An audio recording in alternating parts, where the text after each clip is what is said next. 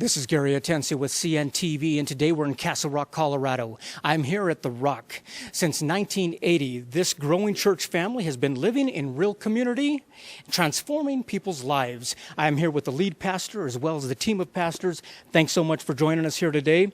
JR, let me ask you this. Basically, this began really in people's homes back in the last part of 79, a public meeting. Folks came together, and quite honestly, it's grown by leaps and bounds. Share with me a little bit about the church history as well as how you got involved.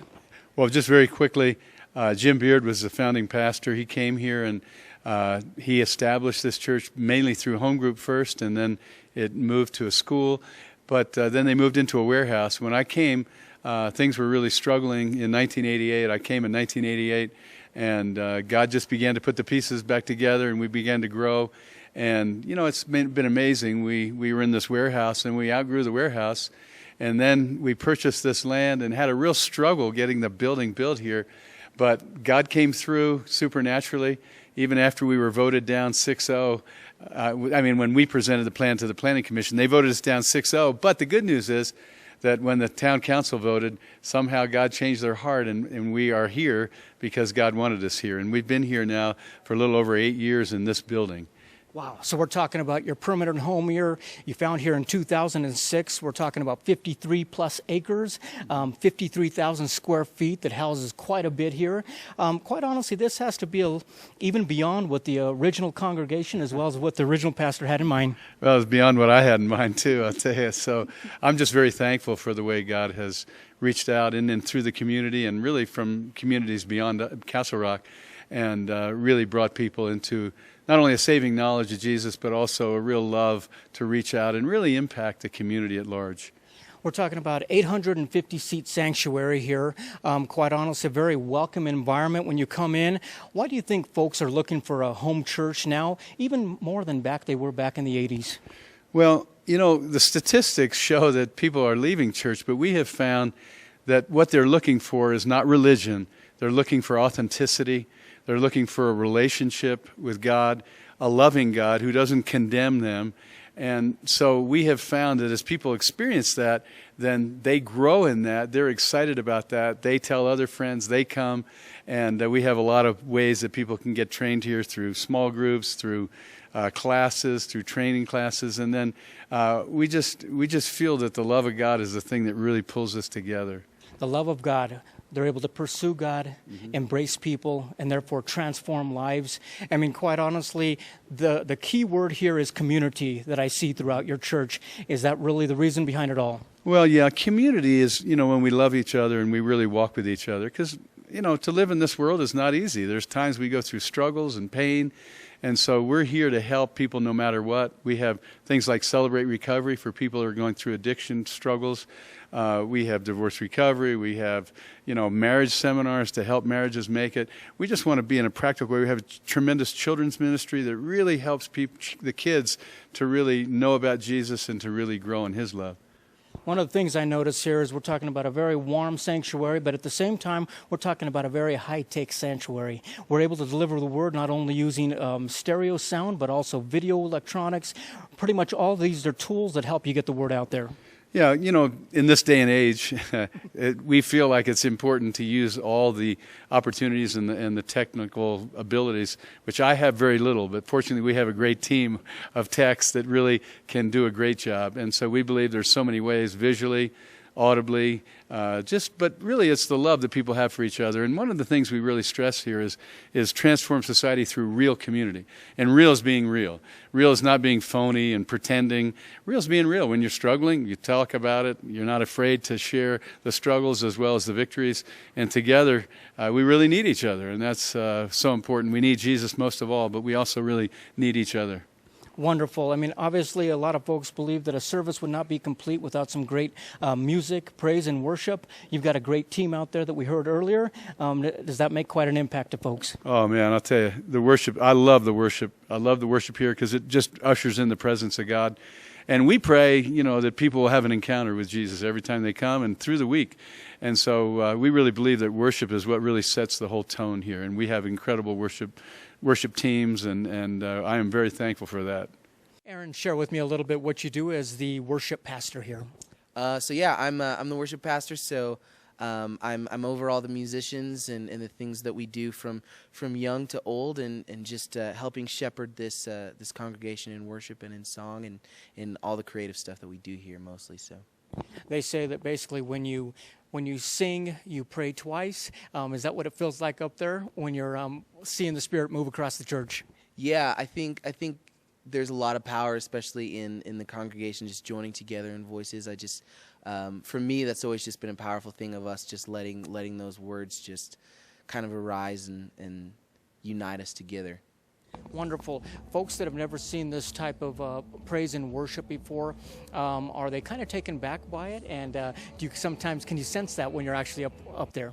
Yeah, I think people that maybe haven't been to church in a while are a bit surprised that it's a rock band of sorts on stage. But the heart and the intent behind it is just worship. We just want to make Jesus the big deal. So, why did you feel the Rock was a good fit for you in your ministry? I came here when I was really young. I was 15 when I came here, and I just came here to hide. So that was the good fit. I grew up in churches of like 100 people on like a good day, and I was just in a place where I was just kind of done with church, and so I had some friends that came here, and so it was a bigger church than I was used to. So my plan was to just come here and kind of sit in the back, and I was on stage within 2 weeks. So it didn't work. Let me ask you this. This becomes really your extended family. Yeah. Your church family, your extended family. Is that something that you enjoy?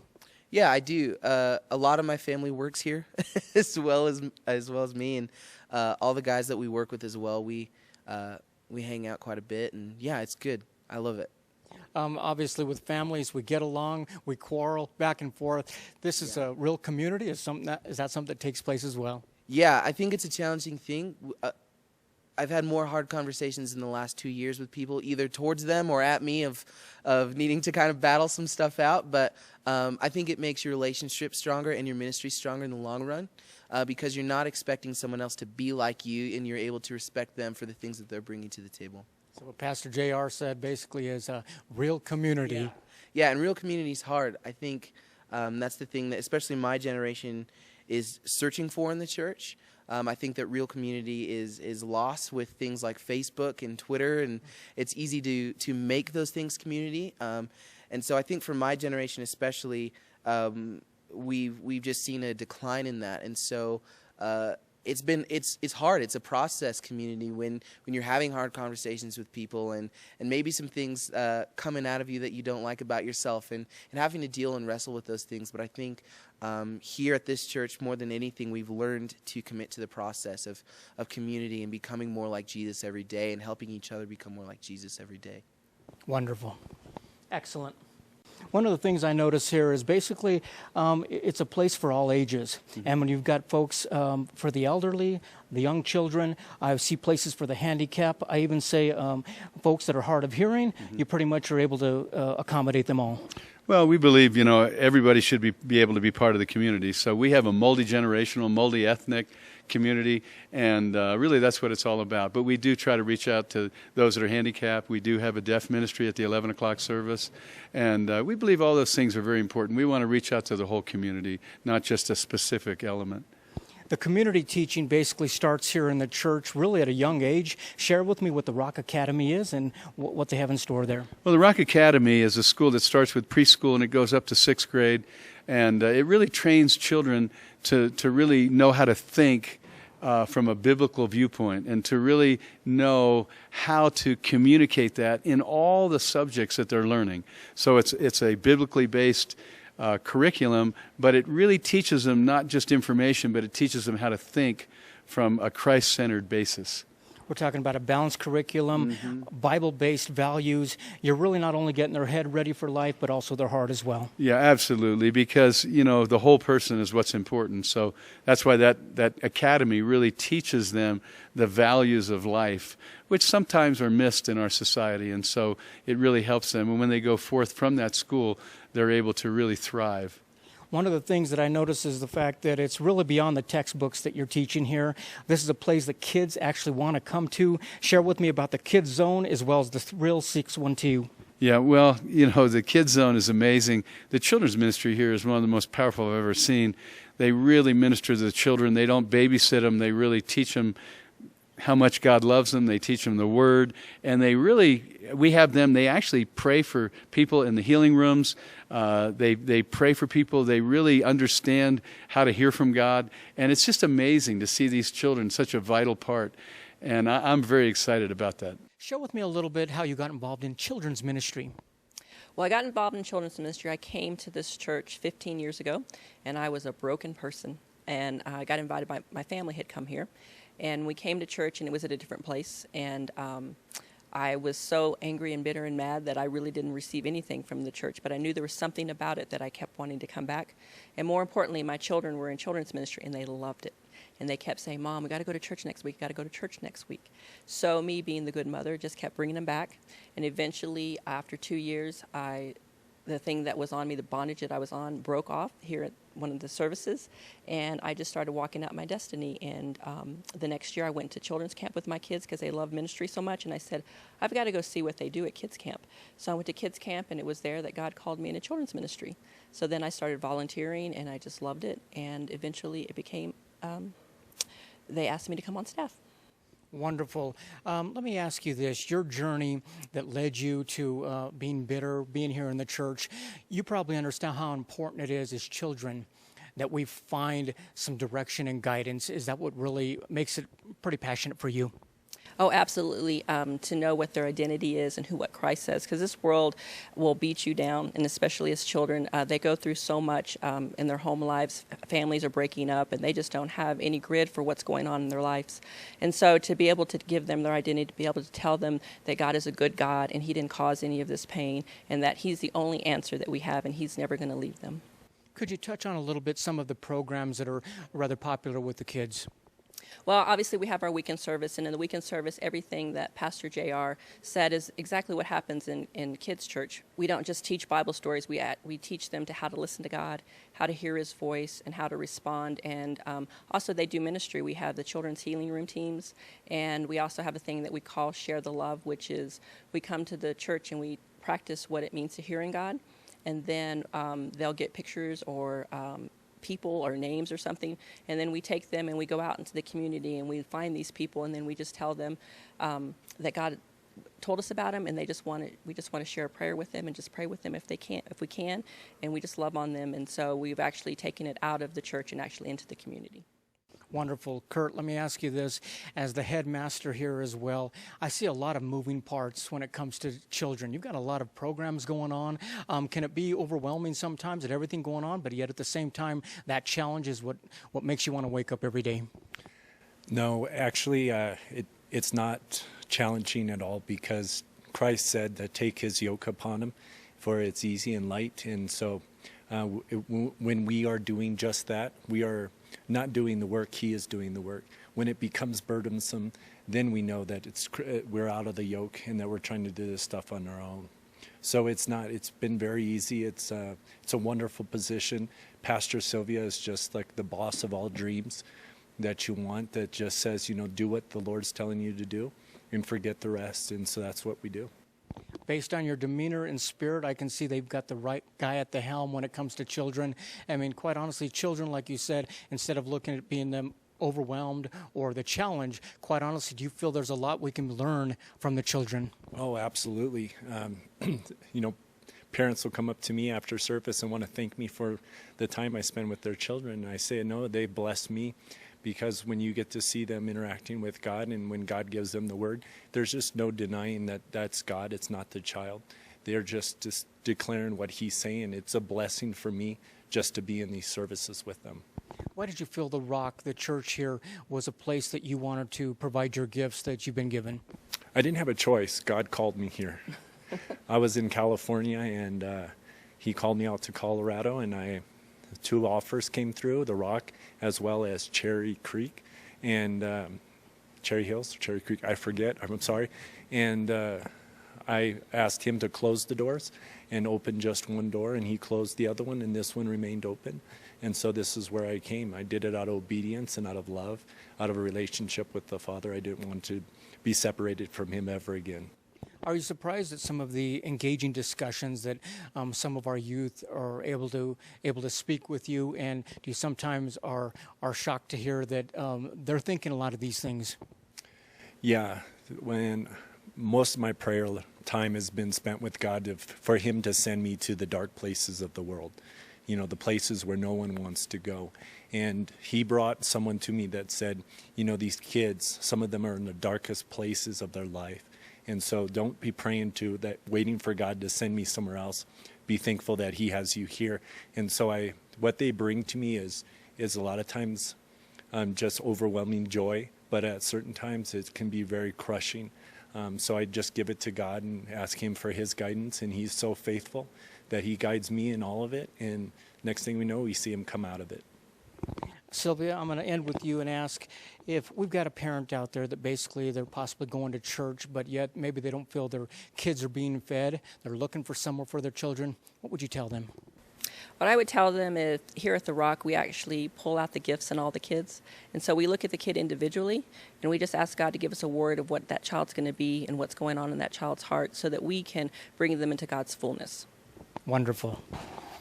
Do you feel a lot of the young youth nowadays, they're looking for engaging discussion, and is that something they're able to find there at the Grove?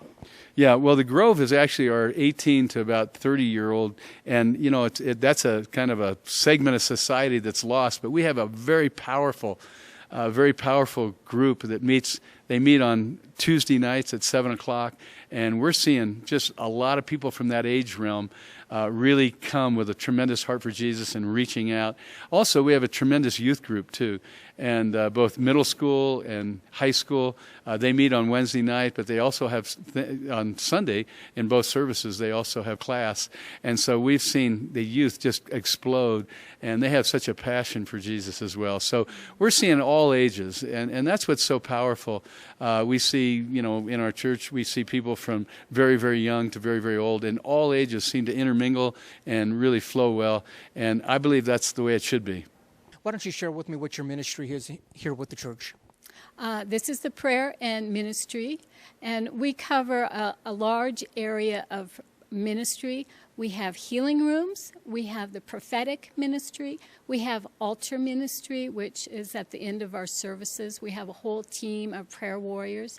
We have Sozo ministry, which is an inner healing ministry. We also offer the inner city ministry. We go down to the inner city fourth Saturday of the month. Let me ask you this. How long have you been associated with the church here? I started coming here 2006.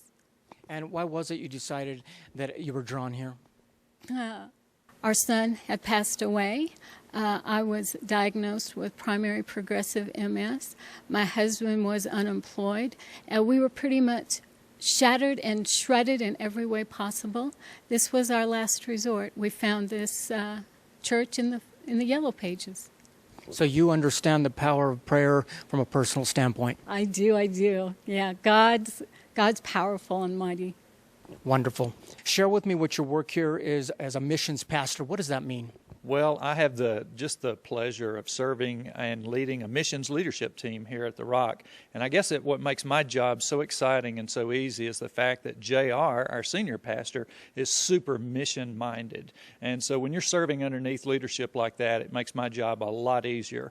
We use an Acts 1:8 model for how we do missions here. And Acts 1:8 states that our ministry should be here in Jerusalem, so Castle Rock is our Jerusalem. It should be in Judea, so that would be the Denver area, our inner city ministry, and here other places in the state. Samaria, as we go outside of our state here in the U.S., and then to the ends of the world, such as Pakistan or Haiti or Israel. So we have a ministry, a missional focus that covers all four of those elements. So really the sermon today of making disciples of all nations really applies to what you're doing as well. Absolutely. It's one of my personal primary spiritual gifts is evangelism, and I love teaching others to share the gospel, and it's what we do on a lot of our mission trips is prepare team members who go with us on short-term mission trips to be able to share their testimony and share the gospel. Obviously, it's rewarding to see the ministry right here within the church, but even more so for you because of the fact you're able to see it reach out into the community. Is that important to you? Oh, absolutely. You know, that's what we're called to do. As followers of Jesus Christ, we are to be a witness in every area of our life, whether it's our next door neighbor or around the world. We are to be witnesses for Jesus Christ. Wonderful. Why did you feel that the Rock was a good fit for you? Well, my wife and I were newly married a few years ago, and we went to a number of churches in the area in Douglas County. And when I walked through the doors here, there was just something about this church, a sense of authenticity and of family. And we were just welcomed in, and in such a way that we made this our church home. And then I ended up starting to serve in a lay leader position, and eventually moved into the role of missions pastor here. Wonderful. I would have to agree that it's a church that is welcoming. It absolutely is. Wonderful. Ryan, share with me a little bit. College and young adults pastor, that has to be something that you know very well. Tell me about it. Yeah, it's the Grove, and it's basically any age between 18 and 29 years old, and it's just a group of people where we come together and we want to grow together, where we love Jesus, we love each other, and we love ourselves as well. And so it really is a community where we're growing together. Let me ask you this. Folks are really making some critical decisions at those age groups right there. And this is something that, does it help to have a support group together, such as your team? Oh, yes, absolutely. This is the age group where the mistakes that you start to make begin to affect you for your whole life. And so as we come together, we pray with each other, we meet with each other, and it's really a time where we focus on our spiritual maturity, but also growing in our actual life maturity, so that we don't make mistakes that cost us in the long run. Yeah, absolutely. I mean, some of these discussions that you have as adults, it seems like my college kids, they are enjoying engaging discussions, but yet at the same time, they like having fun just like the youth here.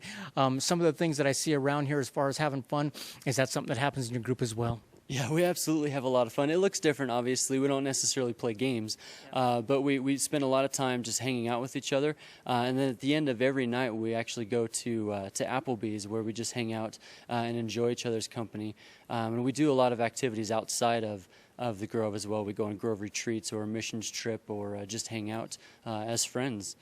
As far as the age group of college and young adults, why do you think a lot of times this particular age group, they tend to shy away from the church as they're trying to find themselves? Is that something that we as parents can help with? Well, I think that's exactly right. They shy away from church because they are trying to find themselves. It's the age group where you really start to figure out all of the different things that people are telling you, what you've learned in school, what your parents are teaching you, and then what the church tells you. And they're at the age where they're figuring that out on their own. And I think for parents, it's mostly just needing to be patient. As long as we continue to present the gospel to our children as they grow up, they're always going to have that to go back on. And if we're living the life that we want our kids to emulate, then they will eventually emulate that in the end. Obviously, it's a personal experience that each one of you are providing here in the ministries. I imagine nothing more personal than actually going in the home with home ministry. Tell me about that. Yeah, so home groups, basically, we at the Rock, we have rock groups. And rock groups, along with Pastor Paula and myself, we have groups that meet in the church, and we also have groups that meet in the home. And we really believe that you can't grow spiritually unless you're connected relationally. God is a relational God, and He's created us to be in relationship with each other. And so we can't ever try and do it on our own. And when we do try and do it on our own, that's when we get ourselves into trouble.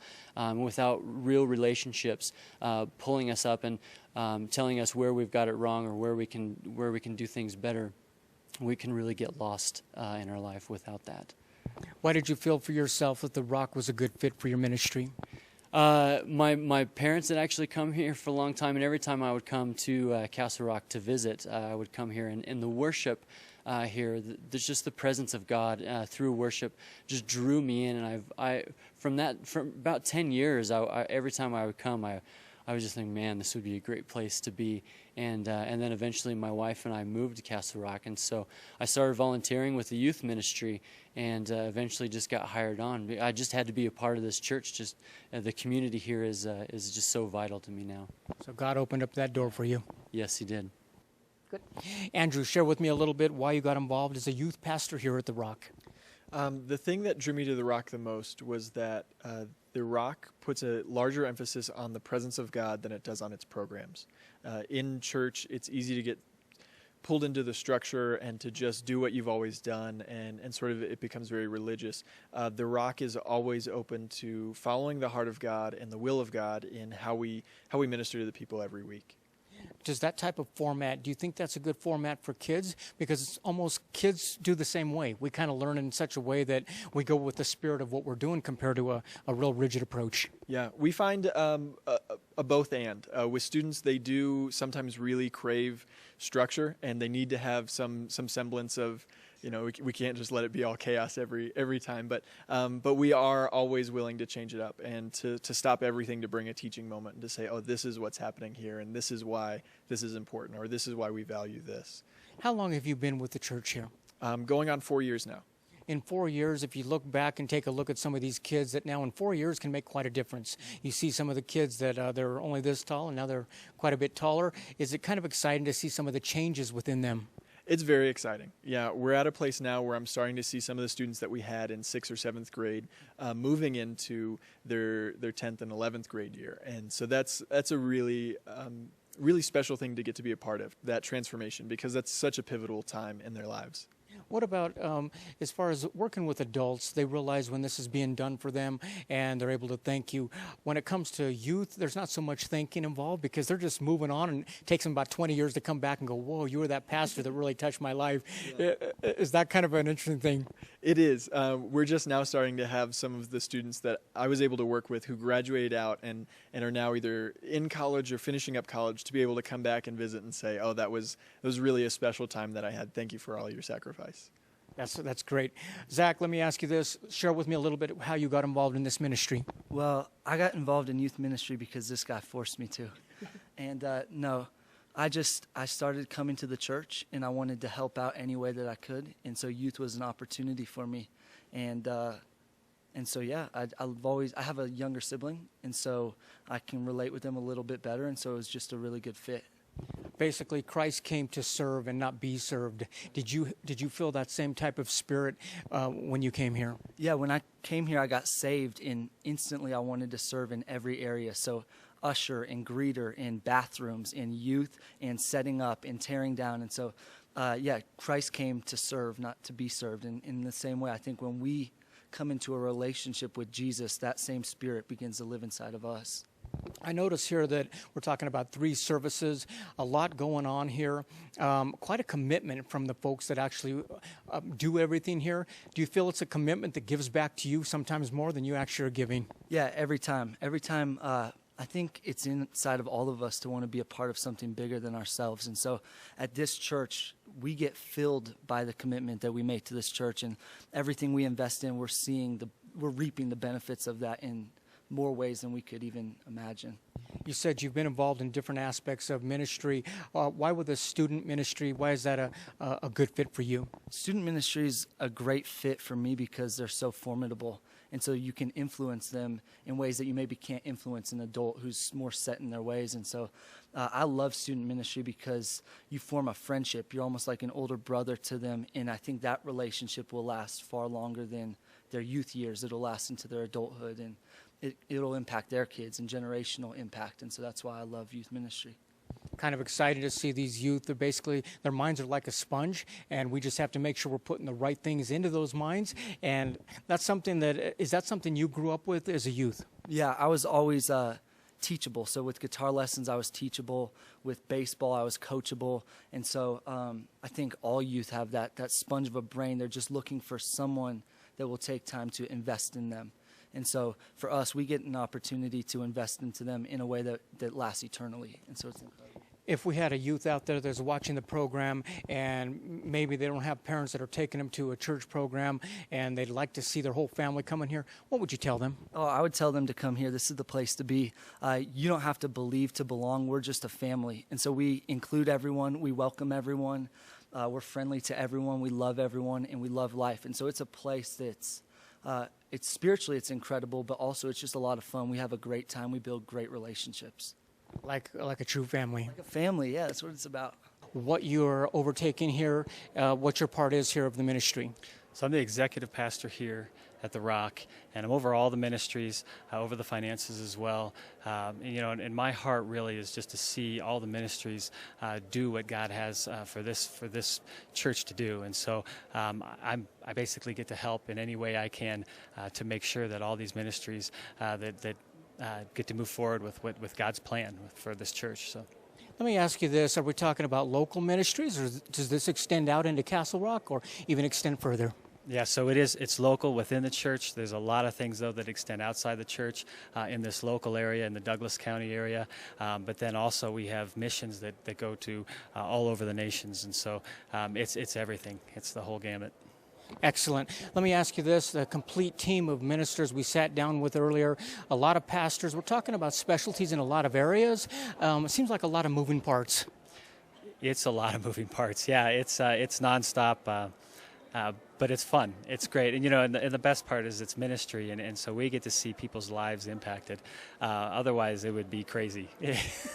Fantastic. Somebody out there who basically has never joined the church here, has come in or even enjoyed an experience like this, what would you tell them?